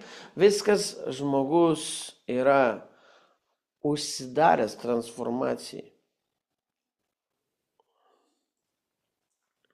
Bet aš meldžiu už tave, kad tavo tikėjimas neišnyktų, atsivertę, sustiprink savo brolius. Luko 22:32. Jėzus ne tik meldėsi, kad Petras turėtų tikėjimą, jis meldėsi, kad Petras atsiverstų, o tai reiškia radikalų proto suvokimo ir dvasinės laikysenos pasikeitimą. Daugelis tikinčiųjų veikia tikėdami, tačiau lieka suvaržyti apribojimo ciklų, nes jų protas nepatyrė transformacijos. Todėl dvasinė transformacija neįmanoma be proto įsitraukimo. Per protą dvasia randa išraišką, o per proto atsinaujinimą tikintysis pakyla į aukštesnės dieviškos sąmonės ir valdžios sferas. Brangiai, aš jums šiandien steikais tokiais riebais apmėtau. Ši transformacija apie kelius pagrindinius elementus. Mes jau einame į pabaigą, gerai? Tai yra proto atnaujinimas. Tai sąmoningas sprendimas suderinti savo mintis su Dievo žodžio tiesomis.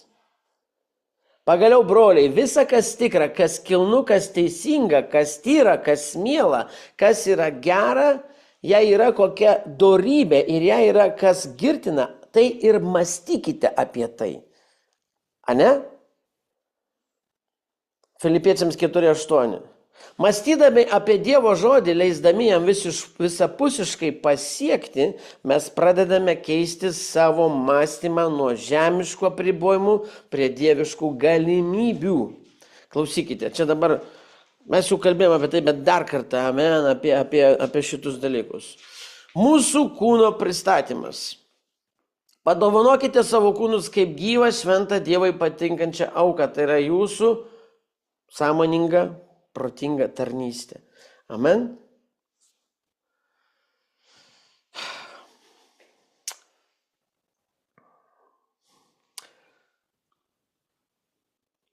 Mūsų kūnai yra šventosios dvasios gyvenančios nepriekaištingai šventumo, amen, šventyklos.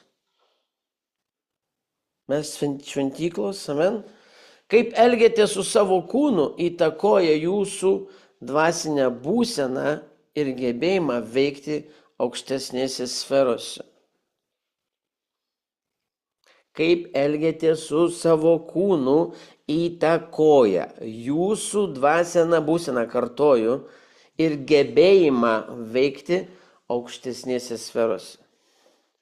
Ką, ar nežinote, kad jūsų kūnas yra šventykla jumise esančios šventosios dvasios, kurią gavote iš Dievo, ir jūs nesate savo, nes esate nupirkti brangiai, todėl šlovinkite Dievą savo kūnu ir savo dvasia, kurie priklauso Dievui. 1 Korintiečiams 6, 19-20. Dvasinės praktikos užsiėmimai. Aktyvus įsitraukimas į maldą, karą, garbinimą tiek asmeninį, tiek bendradarbiaujant su kintais šventaisiais. Ir šventojo rašto studijavimas palengvina gilesnį ryšį su šventa dvasia. Efeziečiams 6:18 mus skatina. Visada melskitės visada su malda ir prašymu dvasioje, visokiomis maldomis. Šios praktikos yra vartai, leidžiantis patirti Dievo buvimo pilnatvę ir įgalinimą dvasinėse sferose. Aleliuja. Vadinasi, kovokite ir veikite. Va čia yra mūsų tas kitoks gyvenimas. Amen. Kada savo laisvą laiką, nors iš tikrųjų jo nėra laisvo laiko, kare nėra laisvo laiko. Kare dieną naktį vyksta karas. Amen. Taigi, Dievas nori bendradarbiauti su kiekvienu iš mūsų asmeniškai. Aleliuja. Turime labai unikalius kelius ir tapatybės. Net plaukai jūsų galvos sunumeruoti. Ar žinot? Jūsų odos dizainas yra jums savitas. Jis nori atskleisti tiesas, kurios stumia mus į mūsų individualų dieviškai likimą. Amen.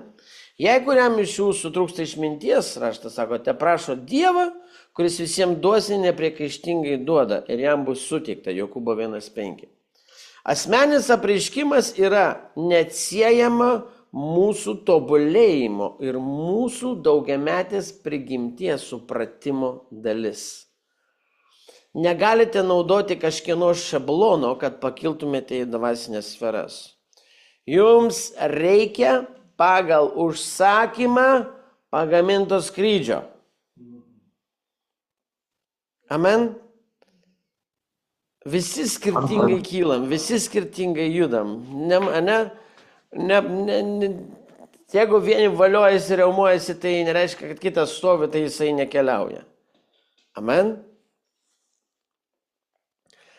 Dievas labai platus šituose reikaluose. Amen.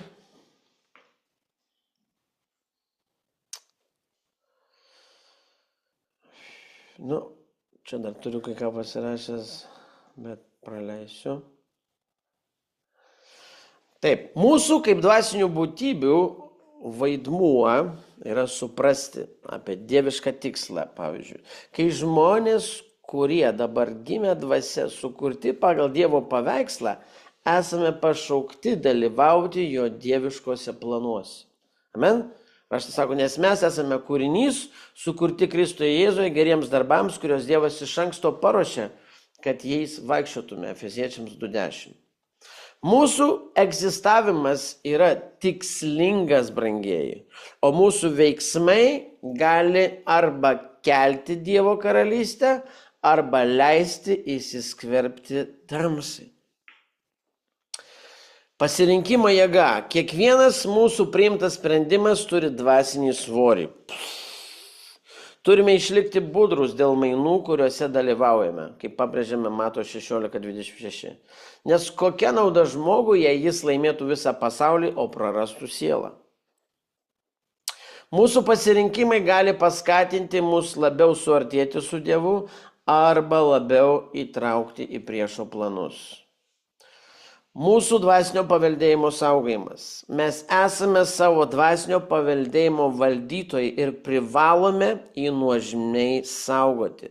Atidžiai žiūrėkite, kad kas nors nepritrūktų Dievo malonės, kad bet kuri išdygusi kartėlio šaknis nesukeltų rūpesčių ir dėl to daugelis neteptų sutepti. Hebrajams 12:15. Amen. Šis budrumas yra būtinas, norint išlaikyti savo poziciją ir autoritetą dvasinėje srityje. Amen. Būti uždaromis durimis į tamsą. Būti uždaromis durimis į tamsą. Amen. Esame pašaukti uždaryti duris nuodėmei ir manipuliavimui. Būdami Dievo sūnus ir dukros turime pareikšti savo ištikimybę jam ir patvirtinti, kad nebūsime įrankiai priešo rankose. Pastoviai mes turime tai įtvirtinti. Ir neteikite savo narių kaip neteisingumo įrankių nuodėmė, bet atstatykite Dievui ir duokite kaip gyvus iš numirusių, o savo narius kaip teisumo įrankius Dievui. Romiečiams 6:13. Dvasios sfera kiekvienam tikinčiam suteikia plačią galimybę bendradarbiauti su Dievu, kad įvykdytų savo dievišką tikslą.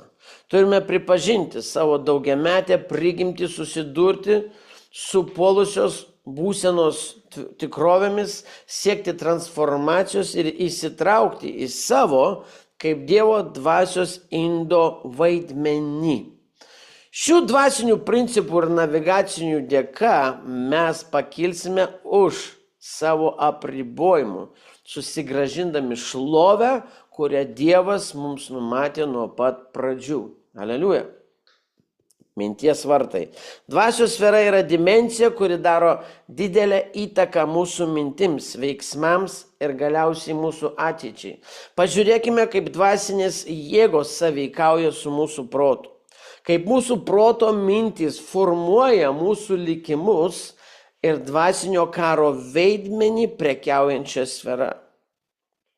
Mintys nėra tik trumpalaikės idėjos, brangieji, jos yra sėklos formuojančios mūsų tikrovę.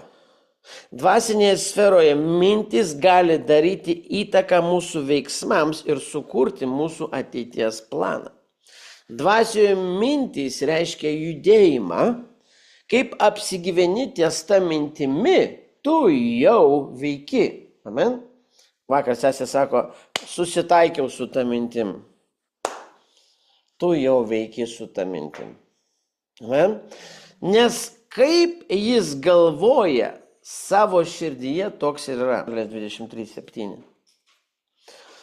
Aukščiau pateikta rašto eilutė patvirtina, kad mūsų mintys atspindi, kas mes esame ir kuo mes tapsime.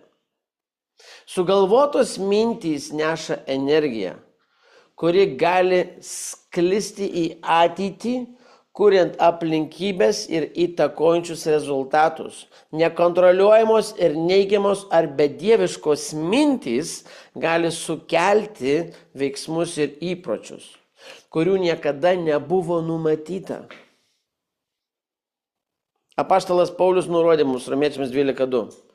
Pasikeisk ir atnaujink savo protą. Leisk atnaujinti tavo protą. Šis atsinaujinimas yra būtinas, nes mūsų mintys arba priartins mus prie Dievo tikslo, arba mus nuves klystkeliais.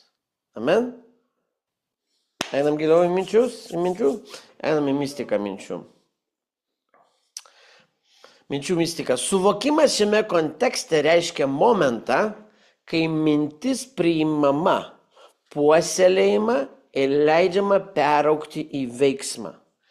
Kaip ir derlingoje dirvoje sėkla, nuolatos medituojamos mintys galiausiai atsiras fizinėje srityje. Kai kyla neigiamų minčių, jums yra suteikiama teisė, kas? Priekaištauti, sukilti ir atšaukti juos. Amen? Jūs savo liežuvio gale, amen, mūsų liežuvio gale yra labai svarbi dvasinėme kare. Amen? Nesutinku, pasitrauk, eik lauk, varom į klubą, nevažiuosiu, varom išgersim, neįsiu, negundik, lauk šalin šėtonę. Amen? Mirtis ir gyvybė yra liežuvio galioje. Patarlės 18:21. Amen. Priešas veikia tada, kai randa laisvą vietą. Jeigu jūs patys nekuriate ir pastoviai neskelbėte, ne? Netgi kai jūs, daleiskim, poilsiaujate, ne? Jūs galite vaikščioti ir sakyti, wow, aš Dievo karys, aš milijardierius, aš šlovės vyras Dievo rankose. Ir jūs užimsite save statydindami. Bet jeigu jūs tyloj ir jūsų akis nunešė į šitą pasaulį, oi, kaip gražu čia, kaip gražu, lauk smūgio. Amen?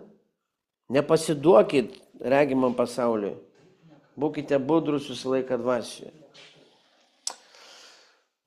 Todėl tai, ką kalbame apie savo mintis ir gyvenimus, gali atnešti gyvybę arba sukelti sunaikinimą. Amen? Kai mintis pribloškia, būtina jos tvirtai papriekaištauti, laikyti savo pozicijos Jėzaus vardu, naudodami Dievo žodį kaip kardą. Amen? Matom, iš praėjusių situacijų, ne, kada greitai mintis jau susitaikiau su mintimi, o kitas karys sako, ne, nesutinku, aš eisiu dar vis tiek sutrenksiu dar vieną smūgį, gal aš nukautuosiu sekančių smūgių.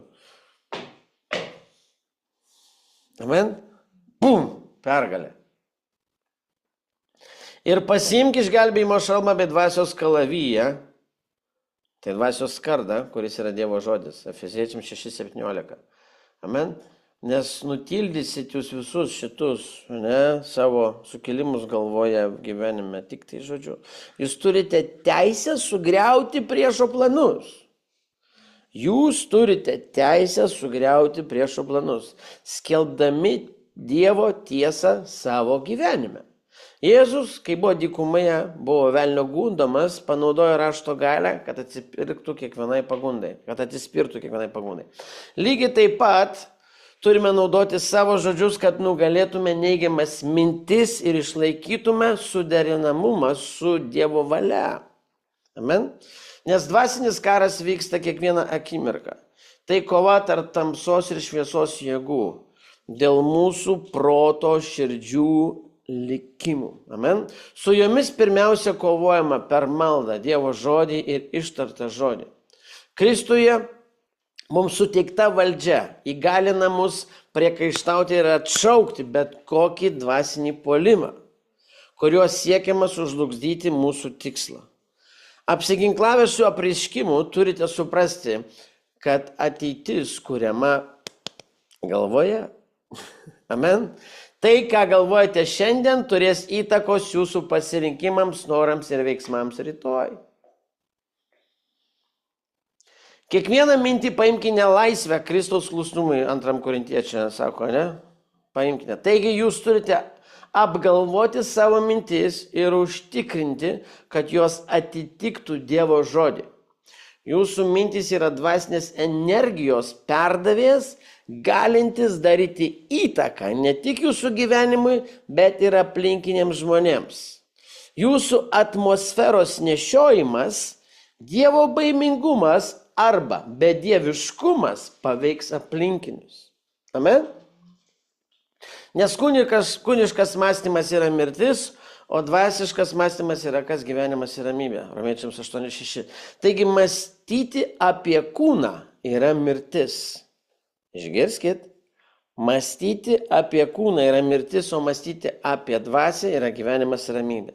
Pasirinkdami sutelkti dėmesį į dvasinius dalykus, sukūrite gyvenimo ramybės ir palaimos atmosferą ne tik savo, bet ir aplinkiniams.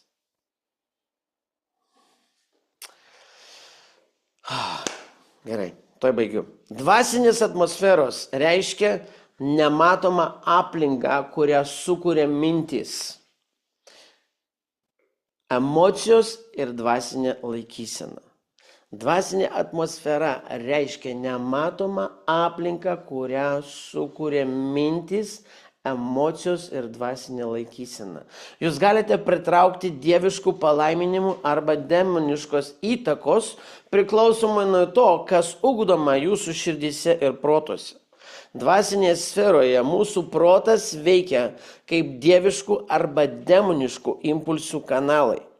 Šie impulsai veikia tai, kaip mūsų smegenų ląstelės, neuronai perduoda informaciją, o tai savo ruožtu daro įtaką mūsų veiksmams ir charakteriui. Galatams 5:17 mums sakoma, nes kūnas geidžia to, kas prieštarauja dvasiai, o dvasia to, kas prieštarauja kūnui.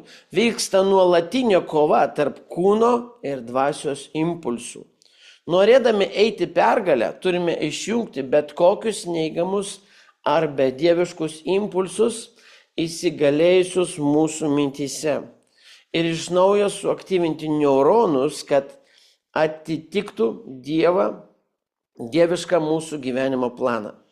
Tai daroma medituojant šventą raštą, malda, apgalvojant dvasinę atmosferą, kurią leidžiame aplinkui. Amen. Filipiečiams 4:8. Nurodoma apmastyti dalykus, kurie yra tikrai kilnūs, teisingi, tyri, mėly, geri, nes tai vėl suaktyvina dvasinius neuronus, kurie palaiko suderinimu su Dievo tikslu. Amen. Ir vat mes tik kokias mąstymas vyksta galvoje. Kada mes tik tai mąstome, mes kūrėm tą atmosferą, mes kūrėm tos dalykus, kurie kūrė dalykus. Vat būtent neuronus tos suaktyvinti, ne? Jeigu tinkamai suaktyvinsi, jie sproginės dalykas. Ne? Dar trupučiuką. Neuroninis aktyvavimas dvasioje reiškia procesą, kuriuo metu mūsų smegenų ląstelės reaguoja į dvasinius dirgiklius, kai sutelkėme dėmesį į Dievo žodį ar dvasinės tiesas, suaktyviname neuronus, kurie atitinka dievišką valią, o neigiamos mintis ir pasaulinė įtaka gali deaktyvuoti šios dvasinius neuronus ir trukdyti mūsų dvasiniam augimui. Bet kokia informacija ateinanti iš ten, jinai nukreipia neuronų darbą. Suprantate, kiek pavojinga yra? Nes, suprantate, kaip žiūri, pavyzdžiui, ką nors tokio, pasaulietiško, ne. Jeigu tu žiūri su stiprė jėga, kai sakant, ne viešpatyje, ne, ir tu per dievišką apmąstymą to įmytą, ką tu matai, ne, tu toli nenuneša, bet žmonės, kurie žiūri ir tai pasileidžia, žiūri tenais kažkokią informaciją ir kas sako, o Dieve, Dieve, juos jau nunešė kažkur ten ir skandina. O Dieve, o tai kai ten bus, jis dar labiau. Suprantat, kaip yra.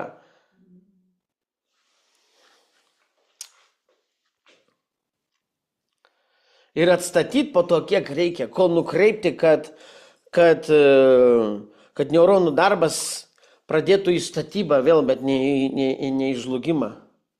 Amen. Taip pat taikoma mūsų artimiems santykiams ir žmonėms, kuriems atveriame savo gyvenimą. Netverkit, kam nereikia. Atsiribokite nuo žmonių, kurie atneša netinkamą atmosferą arba išsunkia jūsų užsidegimą. Girdit? Atsiribokite nuo žmonių, kurie atneša netinkamą atmosferą arba išsunkia jūsų užsidegimą. Dvasios sritis yra sudėtingai susijusi su mūsų mintimis, žodžiais ir veiksmais. Esame pašaukti būti budrus dėl to, ką galvojame, sakome, darome, nes šie dalykai formuoja mūsų ateitį. Kontroliuodami savo mintis, naudodami kitas kalbas, autoritetą ir užtikrindami, kad mūsų neuronai visą laiką būtų suderinti su Dievo, dieviška galia ir mes visą laiką eitume į pergalę, matydami ateitį, kurią Dievas mums sukūrė. Amen. Veikiant veiksmingai dvasios sferose, turime nepamiršti dvasinės atmosferos, kurią nešiojame. Visada stengdamiesi nukreipti savo mintis į aukščiau esančius dalykus. Mylėkite tai, kas aukščiau, ne tai, kas žemėje. Kolosiečiams 3:2, ne?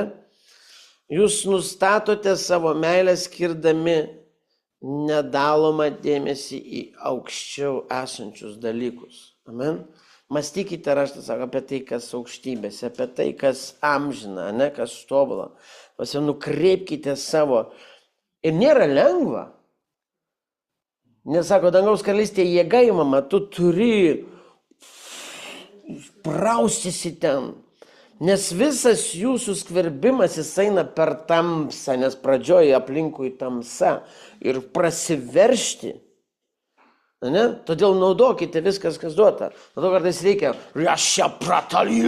prasivalyti, kad tu galėtum lengvai sąveikauti tojais regėjimais, kad tie regėjimai ateitų, kad tas supratimas ateitų, ne? Kad tave ir kaip būna sunku kartais, kada tiesiog užgula tave ir tu net negali nieko pagalvoti dangiško, kažko normalaus, kažko protingo, kažko tokio, bet vėl griuvimas, ne?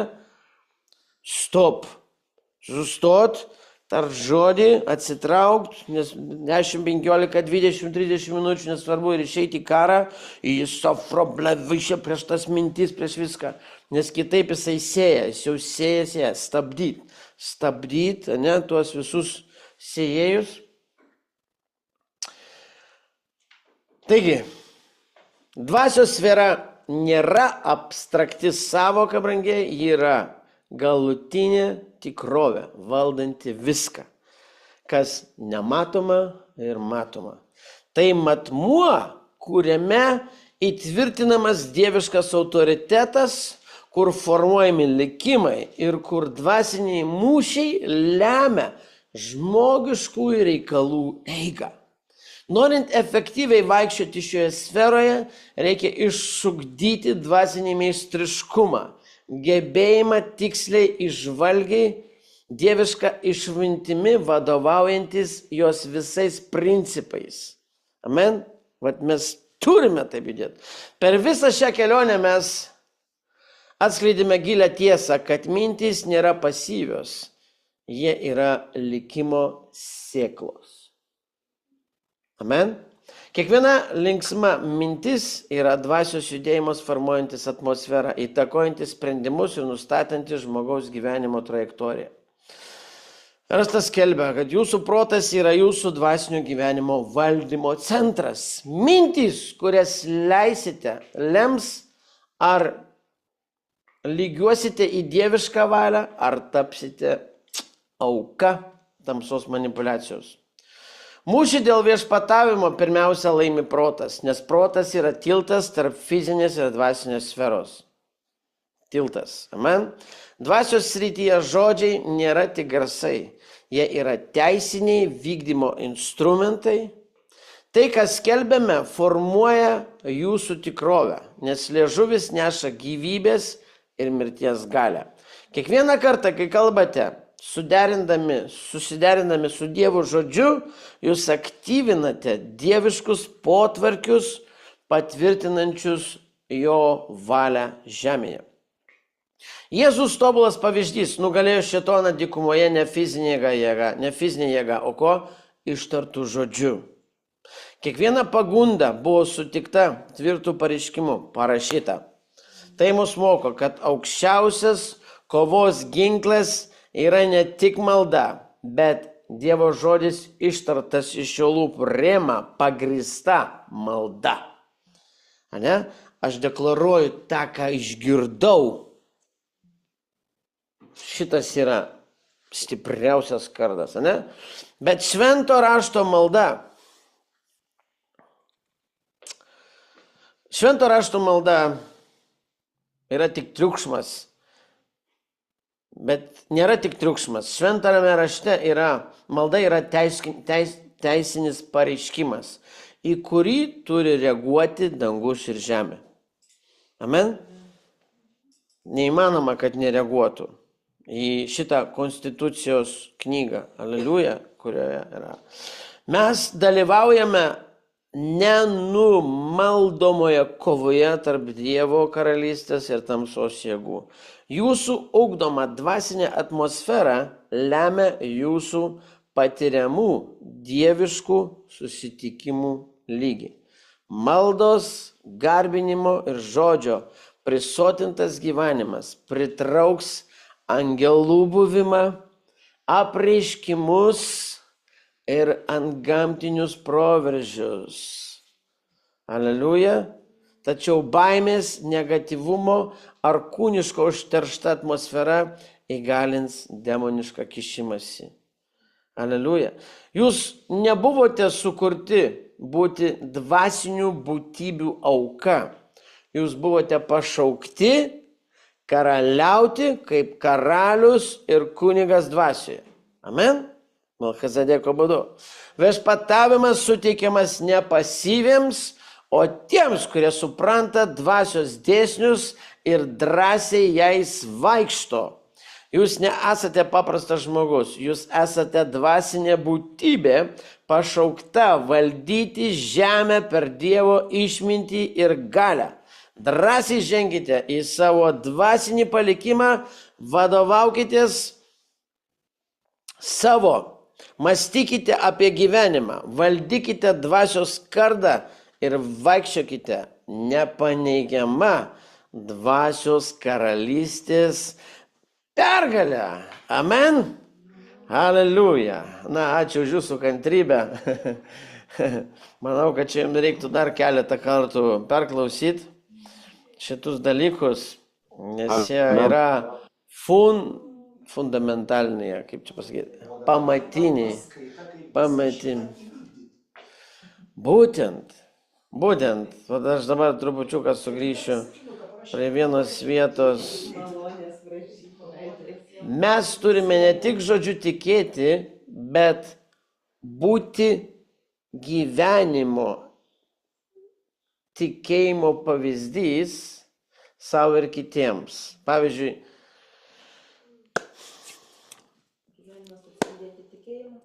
žiūrėkit, aš sakiau trupučiuką atnešiu tokį, žinot, kai sako, kada pasaulio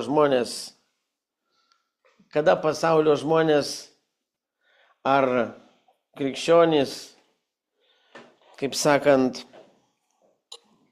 nesupranta šitų dalykų, kad jeigu aš pačiupau, jeigu aš, pavyzdžiui, aš kaip pavyzdį paimsiu, ne, jeigu aš nusprendžiau dabar išvažiuoti į Ameriką, ane, studijuoti kažkokį tai mokslą, ane, aš palieku šitą gyvenimą, kurį gyvenau, ane, ir įskridęs tenais, aš absoliučiai pakeisiu savo gyvenimo stilių. Absoliučiai. Pirmas dalykas, kad keičiasi aplinka, laikas, mano troškimai, norai, nes aš tik aš vieną gyvenimą gyvenau, dabar pradedu naują. Amen? Mes keliaudami su Ingrida per iš šalies į šalį, daug dalykų tokių mokėmės ir kaip matoma, kad pasikeitimas pervažiavimas į kitą gyvenimo vietą net pakeičia tavo ir pačio gyvenimo ritmą, stilių ir atneša naują matymą, ne? Bet žmonės negali susitaikyti su tuo, kad jiems reikia pakeisti viską. Ane? O tai aš negalėsiu to daryti, jeigu aš būsiu krikščionis, o tai aš negalėsiu to daryti krikščionis, o tai kaip, ar tai čia blogai, ar tai tas ne, o tai ar tai blogai. Dar kartą sakau, kai tu išvažiuoji, daleiskim, mokintis dabar, palieki Lietuvą, išvažiuoji į Ameriką, tolimą, Australiją dar toliau, kur iš viso kengūros vien. Amen? Tu ten nuvažiavęs, tu prarandi visus draugus, visą kas aplinkui, nes tu pasiaukoji, važiuoji ten ko, dėl to, kad tu mokinsiesi. Tu turi tikslą. Amen? Tave ten pasitinka naujos disciplinos, nauji iššūkiai, dalykai, viskas. Amen? Nes tu metėjai visą šitą, tu susimokėjai, tu priėmėjai tą sprendimą, važiuoti į kitą pasaulio šalį, pradėti naują gyvenimą. Tu tenais atvykus, tu taikaisi prie tos šalies teisinių institucijų įstatymų, prie visko naujo, palikdamas visą, ką tu turėjai. Keičiasi viskas. Ir nuolankiai priimi tą, ką tu gauni naują. Ane? Vat šito negali suprasti pasaulis ir numatyti, ne? Tai dabar, tu jau dabar nebebendrausi su tuo ar su tuo. Nebebendrausiu. Aš neturiu kada. Supraskite, kad mes likom toje pačioje vietoje, kaip sakoma, ne? Bet tai tik mūsų kūnas liko. Bet vidumi aš iškeliavau į kitą šalį. Jūs kitoje šalyje, kitoje karalystėje, kitojame štate, kitojame viskas. Vadinasi, nesvarbu, kad aš kūnu čia, bet aš čia gyvenu kitos tolimos karalystės principais, įstatymais, troškimais, viskuom. Amen? Nors mano senas žmogus likęs kūnu čia, jisai bando mane įtraukti į seną. O tai anksčiau eidavom čia, o tai anksčiau darydavom, o tai kaip čia? Viskas. Aš miriau ir visiems kūniškam gyvenimo procesam. Amen? Va, jeigu jūs girdite tuos dalykus dangiškoje karalystėje, visus apreiškimus tuos, amen? Bet gyvenate, sako, seną gyvenimą. Kas iš to? Bet jeigu jūs priėmė visą, ką išmokstate, visą, ką gaunate, naudojate čia šitoje terpėje, kur esate pasaulyje pastatyti, nesvarbu Lietuva, Amerika, Vokietija, ir pradeda gyventi, judėti tos dangaus, įsivaizduokit, šitoje teritorijoje, kurioje esate, jūs atnešite pasipriešinimą. Ir pasipriešinimas bus, nes jūs kitoje šalyje gyvenate pagal kitos tautos ar nacijos, kaip čia pasakyti, principus.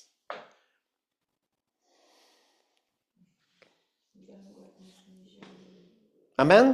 Todėl mes neprisitaikome prie šio pasaulio, bet atnaujindami mąstymą gyvename šiame pasaulyje kitokį gyvenimą.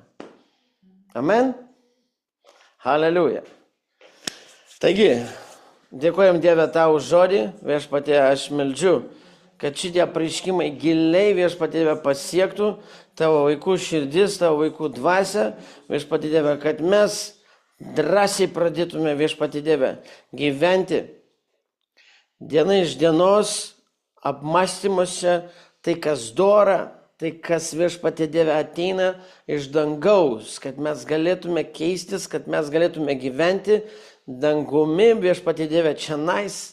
Viešpatie Dieve, teleportuotis Dieve per tas mintis, per tas regėjimus, viešpatie Dieve, būti vienas su tavimi, sąveikauti Dieve. Dėkoju tau, viešpatie Dieve. Liek savo malonę savo sūnums, viešpatie Dieve, kad mes dar stipriau galėtume įsitvirtinti tavyje. Dėkoju galingo Jėzus Kristaus vardu. Amen, brangieji. Taigi, sudie.